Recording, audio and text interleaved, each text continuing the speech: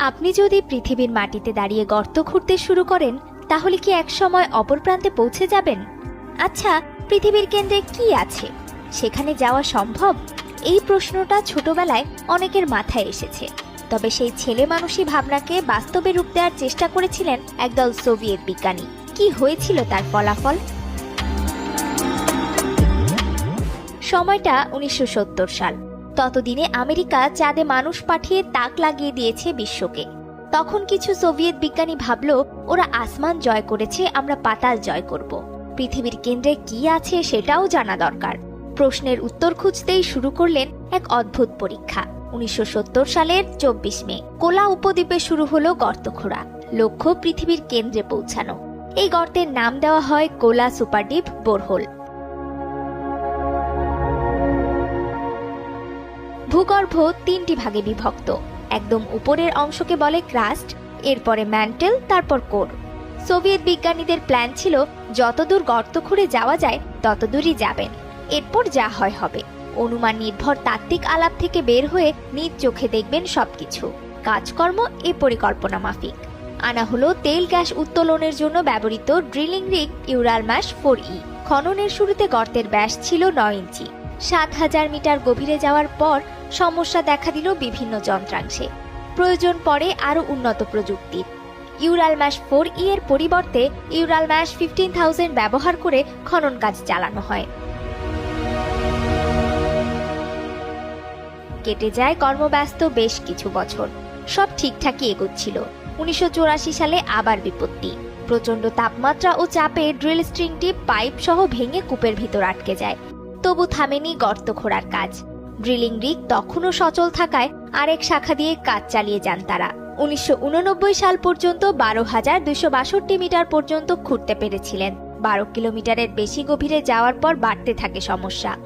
বিজ্ঞানীরা ভেবেছিলেন প্রতি কিলোমিটারে 11 ডিগ্রি সেলসিয়াসের বেশি তাপমাত্রা বাড়বে না। দেখা গেল তাদের অনুমান ভুল। তাপমাত্রা 24 ডিগ্রি সেলসিয়াস করে বাড়তে থাকে। 12 কিলোমিটার গভীরে নামার পর যা পৌঁছায় 220 ডিগ্রি সেলসিয়াসে। এক সময় গলে যেতে থাকে ড্রিল বিট। একে তো জটিল কারিগরি চ্যালেঞ্জ, তার উপর সোভিয়েত ইউনিয়নের পতন। 1992 সালে বন্ধ করে দেওয়া হয় খনন কাজ। 2008 সালে সম্পূর্ণ সিলগালা করে দেওয়া হয় বোরহোলটি।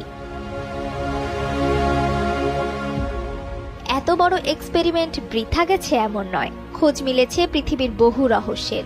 গভীরে পাথরের অস্বাভাবিক গঠন পৃথিবীর গঠন সম্পর্কে নতুনভাবে ভাবতে বাধ্য করেছে বিজ্ঞানীদের। তারা এমন স্থানে পানির অস্তিত্ব খুঁজে পেয়েছেন যেখানে পানি থাকা প্রায় অসম্ভব। তবে সেই পানি ভূপৃষ্ঠ থেকে চুইয়ে আসেনি। পাথরের মধ্যে তৈরি হয়েছিল অভিনব এক রাসায়নিক বিক্রিয়ায়। তারা এমন কিছু ব্যাকটেরিয়ার সন্ধান পান যেগুলো প্রায় 2 বিলিয়ন বছর আগে থেকে সেখানে ছিল। এই ব্যাকটেরিয়াগুলো এত উচ্চ তাপমাত্রা ও চাপে কিভাবে বেঁচেছিল তা এখনো রহস্য।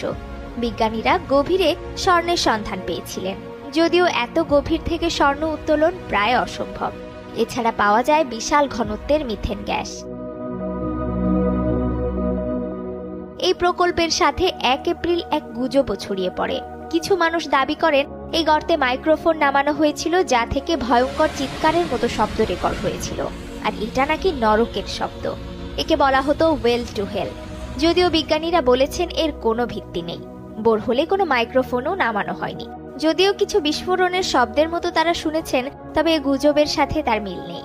অনেকে আবার একে বোরহোলটি বন্ধ করার জন্য তৈরি করা একটি ষড়যন্ত্র তত্ত্ব হিসেবেও দেখেন।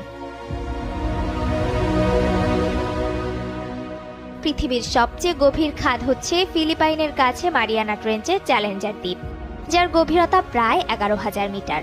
রাসায়নিকদের তৈরি এই কোলা সুপারডিপ বোরহোল তার থেকেও বেশি গভীরে পৌঁছে গিয়েছিল। তবে মানুষের লক্ষ্য ছিল পৃথিবীর কেন্দ্রে পৌঁছানো। ভূপৃষ্ঠ থেকে পৃথিবীর কেন্দ্রের দূরত্ব 6,370 কিলোমিটার। এতেই বোঝা যায় কোলা সুপারডিপ বোরহোল বিশাল অগ্রগতি মনে হলেও আসলে তা যেন সাগর তীরে বসে বালু নাড়াচাড়া করার মতো। এরপর আরও কয়েকবার পাতাল অভিযানের চেষ্টা করা হলেও এখনো পর্যন্ত এর থেকে বেশি গভীরে যেতে পারেনি কেউই। কোলা প্রকল্প যদিও থেমে গেছে, কিন্তু তার রেখে যাওয়া তথ্য আমাদের বুঝিয়ে দিয়েছে আমরা নিজেদের গ্রহ নিয়ে কতটা কম জানি।